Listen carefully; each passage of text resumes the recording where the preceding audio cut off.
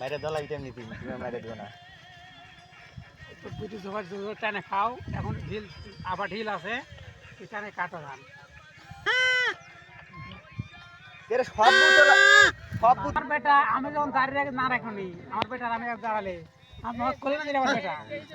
আমরা লালডাঙ্গা হাটে গেছি যায় ওই ইয়া কিনেছি